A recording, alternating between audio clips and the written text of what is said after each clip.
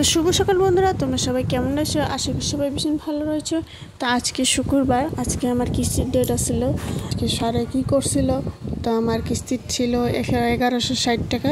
স্যারে কী করলো, 1860 টাকা অ্যাকাউন্টে বলে ট্রান্সফার করে দিল। তাহলে কী করলাম, পরবেলা স্যার এসে ড্র করে দিল টাকাটি। তারপরে আসার পরে তো চটপট করে সকালের খাওয়াটা খেয়ে নিই। তো সকালে খাওয়া দাওয়া না করে আমি কাজটা আরম্ভ করি। সকালে বাজার ছিল না, সবজি ছিল না অত কিছু। তো কচু আনছিলাম, সেদিনকে আদা বানাইছিলাম, আদা বানাই নেই। তো কচু আলু দিয়ে একটু সবজি করলাম। তো সকালে এই যে একটু বৃষ্টি পড়তেছিল, মেঘটি একটু কালো কালো করতে, পুরো এইভাবে ধুয়ে দিছি। বৃষ্টি পড়তেছিল, মেলা হয়নি। তো ওইভাবে একটু বাল্টিংয়ে রেখে চলে গেলাম আমি।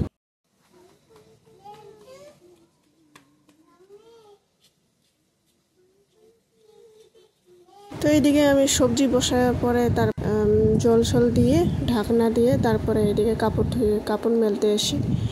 তো এসে দেখি সবজি হয়ে গেছে আমার। তো এইবারে আমি ভাতটা বসিয়ে দিই। এদিকে ভাতও বসিয়ে দিছিলাম, ভাত তো হয়ে গেছে। তো এইদিকে কী করলাম, খাওয়া দাওয়া করে নিয়ে করার পরে এই যে আবার মেঘ কালো কালো করছে, বৃষ্টি পড়া ভাব হচ্ছে। তো ভিজা কাপড়গুলো নিয়ে এসে পরে চটপট করে এই যে জানলার মধ্যে মেলে দিয়ে দিই। এখন কি করব, রশি টাঙার উপায় নাই জানলার হবে, কী করবো। তো বাচ্চার কাপড় না শুকা পর্যন্ত অনেক অসুবিধা হয়ে যায়। ডেইলি 3-4টা করে পেন লাগে, একদম খুব অসুবিধা হয়।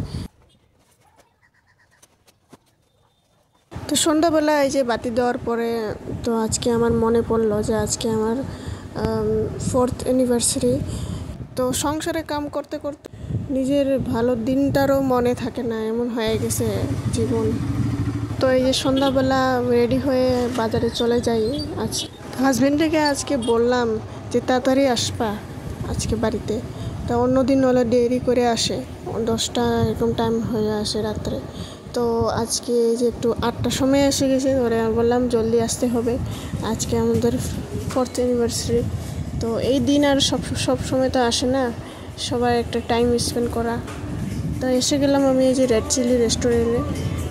তো আগে মেয়েকালে আসতাম, তখন ওয়ালগুলো একটু অন্য ধরনের কালারিং টাইপের ছিল, আলাদা আলাদা কালার ছিল এরকমই। ওয়ালে এখন টাইলস দিয়ে সুন্দর এখন লাগছে। এখন আমি ফ্রাইড রাইস আর মাশরুমগুলো চিলি কিবাকিবি অর্ডার দিছিলাম। তো ওরা খাইলো চাউমিনগুলো, এগুলো কিছু স্যুপ ওরা খাইলো। তারপরে এসে যাই এই যে বুকস দোকানে। তো আমি বললাম একটা ক্যারাম বোর্ড কিনলে ঘরে বসে বসে টাইম পাস করা অনেক সুবিধা হয়ে যায়। একলা বসা অনেক ভালো লাগে না, টাইম পাস করা ভালো হয়। তো বন্ধুরা, ভিডিওটি ভালো লাগলে একবার লাইক, কমেন্ট, শেয়ার, সাবস্ক্রাইব করে দিয়ে যাবেন। আশা করি নেক্সট ভিডিও দেখা হবে। আজকের জন্য টাটা, বাই বাই।